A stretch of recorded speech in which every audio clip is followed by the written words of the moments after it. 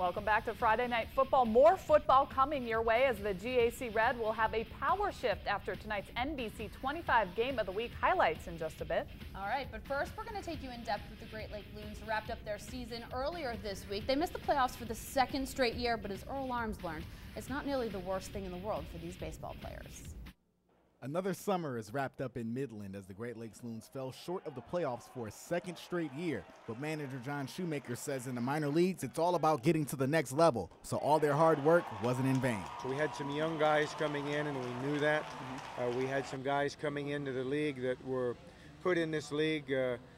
We weren't sure how they were going to play, and they've worked hard, and they've given us pretty good seasons. That includes Loons outfielder Scott Shebler, who led the team in total bases, RBI, and games played. But his biggest surprise this season? I think I remember the first time I hit a changeup.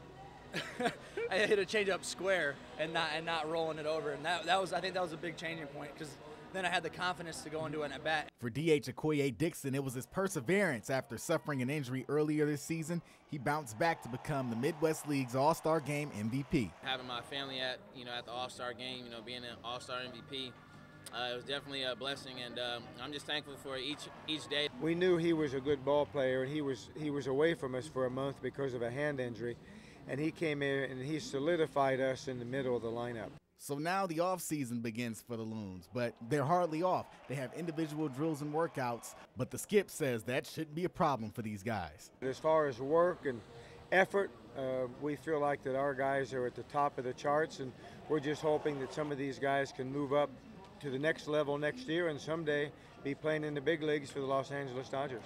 Earl Arms, NBC25.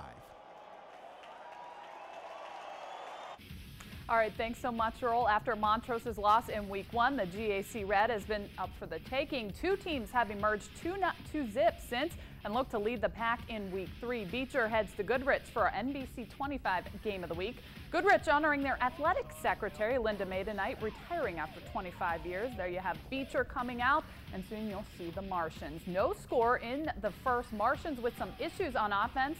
Not here. The handoff is to Cody Kraus, who does the rest, breaks some tackles, heads to the sidelines. That's about a 50-yard gain for him, and that leads to the next play. If it's not broke, don't fix it. Kraus again with the ball into the end zone for the TD. Extra point is no good. It's 6-zip Goodrich. Coach Allward commending his defense tonight. This is a safety on 4th down that made it 8-0 Martians. And here's a big sack from the D. Number 71, Matt Hutchins, takes down Beecher's QB. Goodrich added another touchdown to make it 12-0 when Sam Bolagata finds Kraus through the air. It's 20-0, and that's how it would end. Goodrich remains undefeated. Defense has been outstanding. We've had 2 fumbles. We botched the opening kickoff, 2 interceptions, and yet we're still ahead 20-0. So I can't say that they're doing a bad job. But we've got to continue, because Beecher, I'm telling you, not any play can go the distance on it.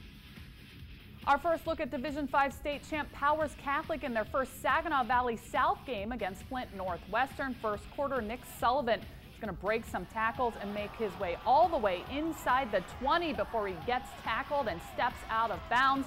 That leads to some brotherly love, as Earl put it. Garrick Pune to Jacques Pune for the 6th. The 2-point conversion is made. That made it 8-zip Powers. Nowhere for the Wildcats to run. Shaman Halbert sacked by Sullivan, who did it on O and D tonight. Then we're going to have Sullivan one more time. 45 yards this time. He goes to the house himself.